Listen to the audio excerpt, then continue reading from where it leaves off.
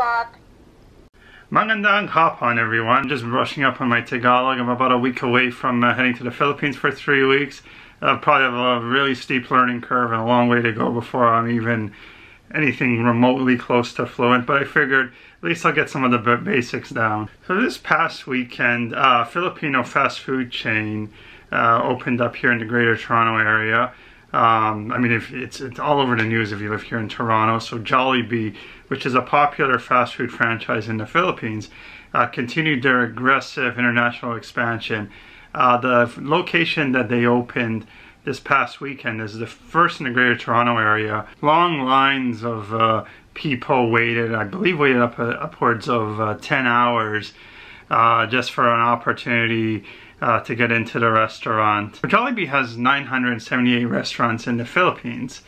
On top of that, they have about 167 restaurants spread amongst the United States, Hong Kong, Vietnam, Singapore, and the Middle East. So Jollibee is a major Filipino fast food restaurant, and now continuing that expansion into Canada.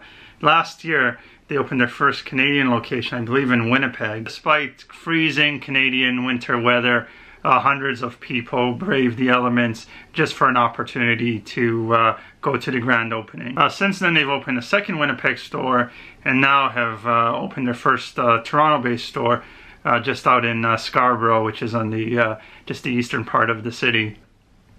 The restaurant joins a growing trend of Filipino restaurants that are becoming popular across major Canadian cities like Toronto, Winnipeg, Calgary, and Vancouver, to name a few.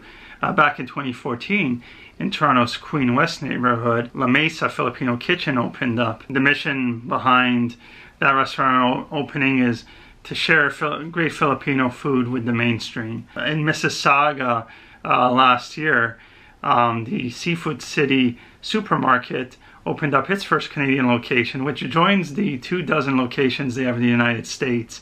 And I believe that's where that's the location where the Jollibee on the west end of the city is going to open up, which makes a lot of sense. Mississauga being my hometown, really looking forward to seeing Jollibee appear in that area. And anyone familiar with the area where the Seafood City supermarket is, makes a lot of sense. There's just a lot of retail around the area, a lot of restaurants, growing subdivision, been a growing residential area as well. So I think it'll do really well in that area of the city, and look forward to seeing where else we'll see Jollibee pop up over the upcoming months and years. Now, in short, I think you could look at Jollibee as almost being like the Philippines' answer to McDonald's. It's similar to McDonald's in the sense that they serve hamburgers and fries. They also are well known for their crispy fried chicken, known as Chicken Joy, and then their spaghetti and rice-based dishes. In addition to that, they also serve things such as the peach mango pie, buttered corn. I believe their breakfast menu includes like corned beef, another popular Filipino staple. So, really caters to that Filipino cuisine, and bringing that now over to the masses here in the Toronto area. McDonald's, that dominates the world in terms of fast food, except in the Philippines where a B dominates. Slowly, we're seeing that become more popular across the world, because wherever Jollibee has expanded to, they've been successful. In addition, they're also starting to make more mainstream other popular Filipino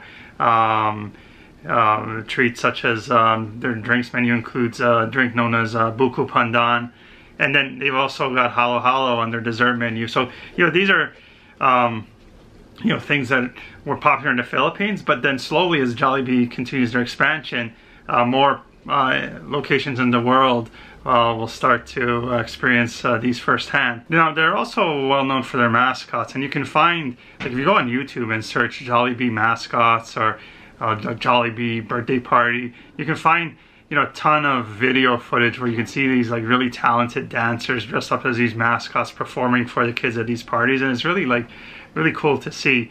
Their mascots include Jollibee, and then basically each of the mascots kind of relates to one of the food dishes. So you got Hetty, who's a girl, like her theme is spaghetti, so Hetty Spaghetti. Now a bunch of them are discontinued, but the ones currently, I believe, still around are Hetty, which relates to spaghetti, Popo, which is French fries, twirly, which is desserts.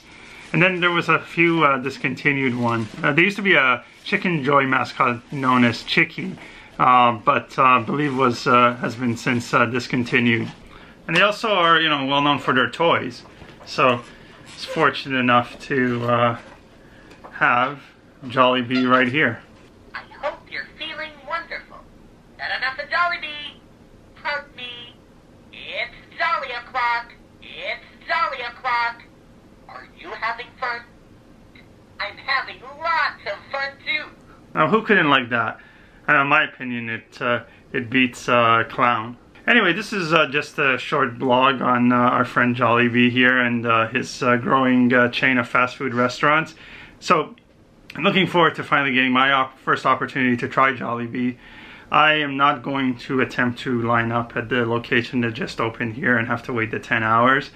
Nor am I going to have to go down to one of their locations down in the United States, because I'll actually be in the Philippines leaving next week. So I'll have an opportunity to try in the Philippines and get the authentic Jollibee experience.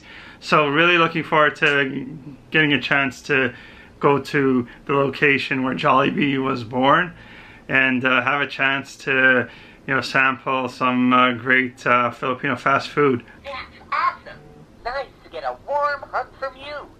Anyway, hope you enjoyed the video. Like, comment, and subscribe, and see you soon. A jolly day.